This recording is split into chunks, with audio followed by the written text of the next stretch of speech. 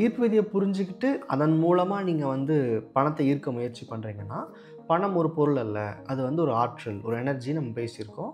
யார் வந்து பணத்தை பொருளாக கன்சிடர் பண்ணி அதை ஈர்க்க நினைக்கிறாங்களோ, அவங்களால பணத்தை ஈர்க்கவே முடியாது. இதை பற்றின நிறைய வீடியோஸ் நம்ம ஆல்ரெடி சேனலில் போட்டிருக்கோம். நீங்கள் பழைய வீடியோஸ் செக் பண்ணுங்கள். இப்போது இந்த வீடியோவில் நம்ம கண்ணுக்கு முன்னாடி தெரிகிற காரணங்களை தாண்டி, பணம், ஆற்றல் இதையெல்லாம் தாண்டி ஒரு சில விஷயங்கள் நம்ம பணம் சம்பாதிக்கிறத பாதிக்க வாய்ப்பு இருக்குது. இந்த வீடியோவில் ஸ்பிரிச்சுவாலிட்டி, ரிலேஷன்ஷிப், அப்புறம் மணி, இந்த மூணுக்கும் உண்டான அந்த கனெக்ஷன் என்ன, இது எப்படி புரிஞ்சுக்கிறது, இந்த ட்ரையாங்கிளில் நமக்கு எந்த பாதிப்பு வேறு எந்த ஏரியாவை பாதிக்கும் அப்படின்றதையும் நம்ம டிஸ்கஸ் பண்ண போகிறோம்.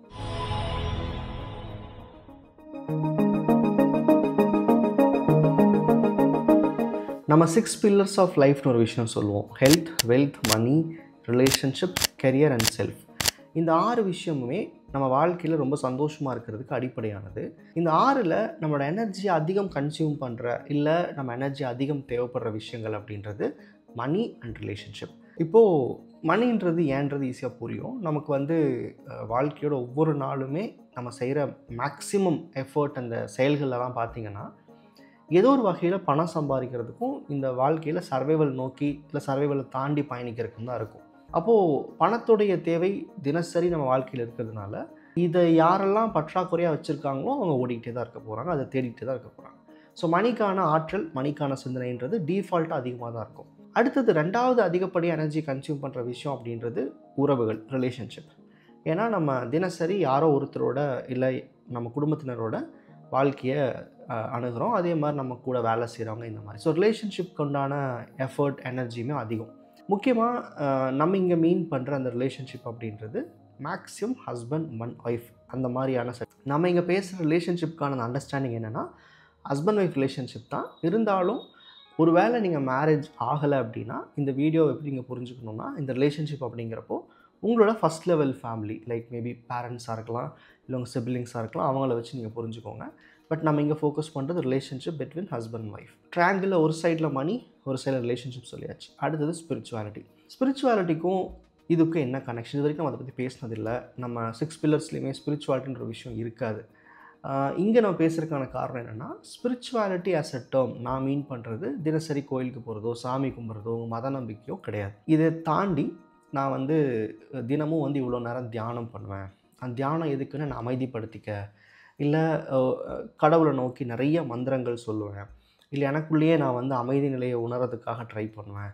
முக்கியமாக நான் வந்து என்ன தேடுறேன், என்ன தேடிக்கிட்டு இருக்கேன், எனக்குள்ளே என்னன்னு தேடுறேன், என் லைஃப் பர்பஸை தேடுறேன் அப்படின்னு நீங்கள் அதுக்கு உண்டான பாத்தில் இருப்பீங்க இல்லையா, அதை நான் இங்கே மீன் பண்ணுறேன். வெறும் மத நம்பிக்கை, கடவுள் நம்பிக்கை பற்றி நான் பேசலை. அதாவது ஸ்பிரிச்சுவாலிட்டின்ற காரணத்துக்காக ஒரு நாளில் நீங்கள் 1 மணி நேரத்துக்கு மேலே செலவழிக்கிறீங்க தியானத்துலேயோ இல்லை அதை சார்ந்த பயிற்சிகளையோ அப்படின்னா அதுதான் இங்கே ஸ்பிரிச்சுவாலிட்டி நான் மீன் பண்ணுறேன். இப்போ இந்த 3 ட்ரையாங்கிளுக்கான காரணம் புரிஞ்சிருக்கும்னு நினைக்கிறேன். இங்கே பணம், அப்புறம் ரிலேஷன்ஷிப், அந்த மணி அண்ட் ரிலேஷன்ஷிப் அப்படின்றது அதிக எனர்ஜியை வந்து கன்சியூம் பண்ண நான் சொல்லியிருந்தேன். இப்போ ஸ்பிரிச்சுவாலிட்டியோட பிக்சர் இங்கே எங்கே வருது அப்படின்னா, ஸ்பிரிச்சுவாலிட்டியோட பாத் என்னன்னு பார்க்கணும். பார்த்துனா எதை நோக்கி நம்மளை அது கொண்டு போகுது.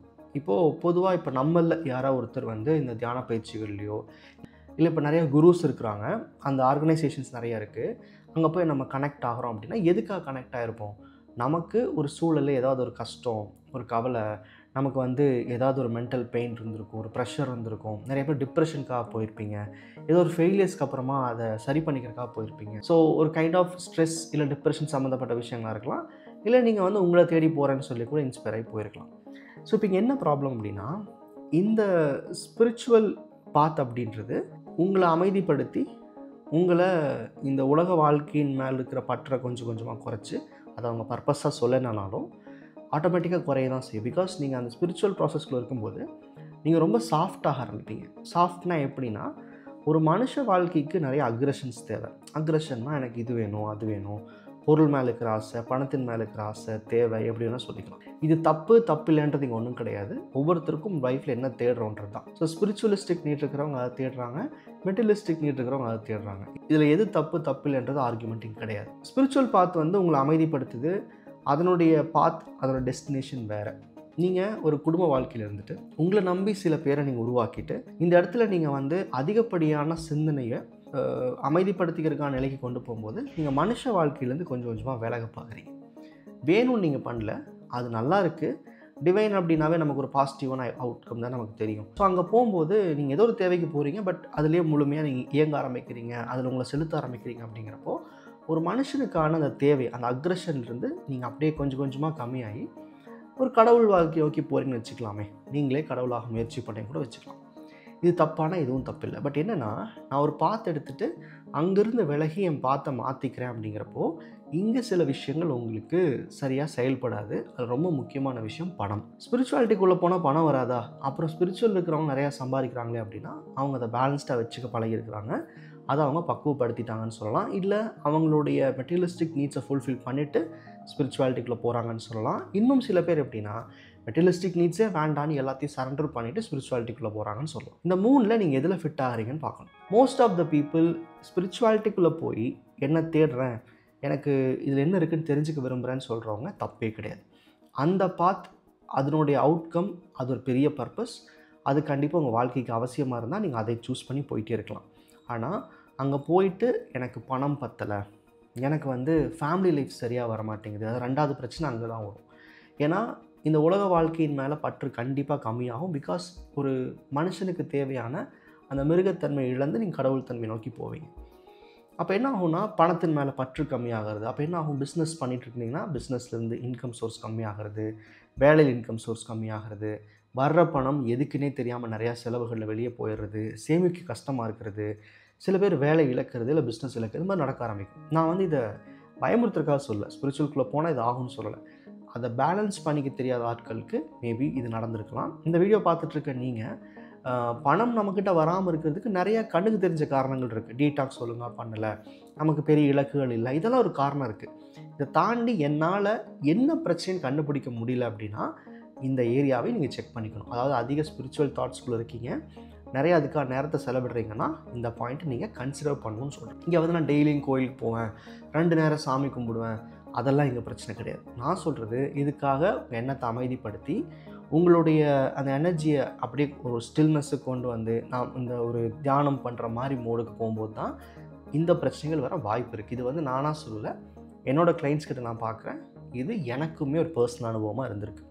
ஸோ இந்த ட்ரையாங்கிளில் மணி நமக்கு ஒன்றும் டிஸ்கஸ் பண்ணுறதுக்கு ஒன்றும் இல்லை. ஆனால் ஸ்பிரிச்சுவாலிட்டி பற்றி பார்த்தோம், அதனுடைய பாதிப்பு மணிக்கு வரும்ன்றதை சொன்னோம். நீங்கள் ஸ்பிரிச்சுவாலிட்டிக்குள்ளே ரொம்ப டீப்பாக போகும்போது குடும்ப வாழ்க்கையின் மேலேயும் பிரச்சனைகள் வரும். பிரச்சனை எப்படி வரும் அப்படின்னா குடும்பத்தின் மேலே பற்று கம்மியாகிறது.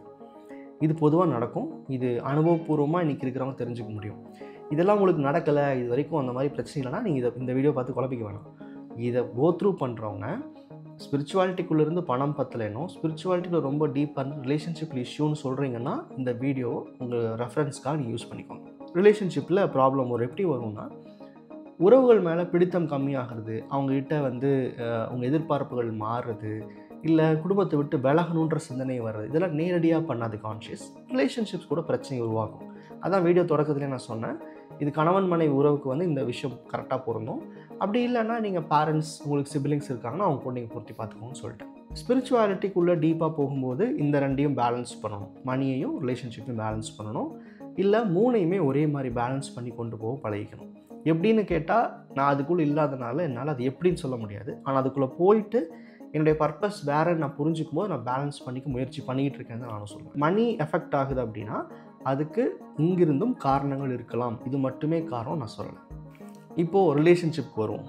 இங்கே ஸ்பிரிச்சுவாலிட்டி அந்த அப்பர் ட்ரையாங்கிள் மறந்துடுவேன். ரிலேஷன்ஷிப்பில் இஷ்யூஸ் இருக்குது, அதாவது கணவன் மனைவி பிரச்சனைகள் இருக்குது அப்படின்னா இதுவும் நேரடியாக நம்ம பணம் சம்பாதிக்கிறதையோ நம்மக்கிட்ட இருக்கிற பண இருப்பையோ கண்டிப்பாக பாதிக்கும். இப்போது இது யாருக்கு மெயினாக பாதிக்கும்னா கணவன் மனைவி உறவால் கணவருக்கு அதிகமான ரிலேஷன்ஷிப் பாதிப்பு இருக்குது, அதில் மென்டல் ப்ரெஷர்ஸ் அதிகமாக இருக்குன்னா கணவருக்கு அந்த பாதிப்பு ஏற்படும்.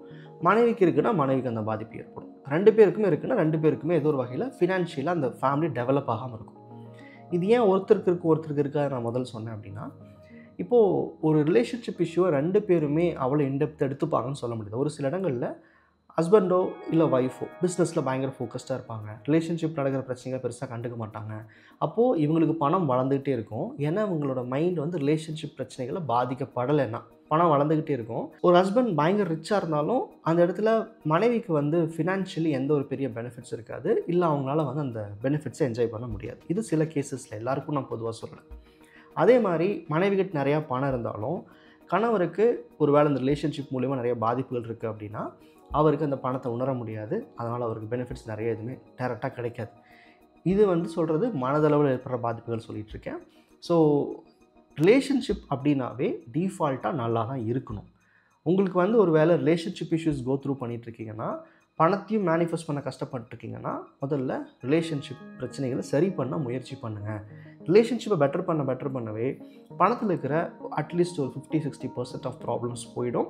அதுக்கப்புறம் அதுக்கான இலக்கு, அதுக்கான தேவைகளை ஃபோக்கஸ் பண்ணிங்கன்னா ஆட்டோமேட்டிக்காக பணம் வளர ஆரம்பிச்சிடும். இப்போ இந்த ஸ்பிரிச்சுவாலிட்டி அண்ட் ரிலேஷன்ஷிப் பொறுத்த வரைக்கும் உங்கள்கிட்ட நான் எக்ஸ்பிளைன் பண்ணுறதுக்கு காரணம், இது ஹையஸ்ட் ரீசனாக இருக்கலாம். அதாவது இது எல்லாத்தையும் தாண்டி வேறு கண்ணுக்கு தெரிஞ்ச பிரச்சனைகள்லாம் சார்ட் அவுட் பண்ணிவிட்டு மேனிஃபெஸ்டேஷன்லாம் கரெக்டாக பண்ணிவிட்டு இதுக்கப்புறமா எனக்கு என்னென்னு தெரியலையேன்னு நினைக்கிறவங்களுக்கு இந்த 2 விஷயங்களை செக் பண்ணுங்கள்.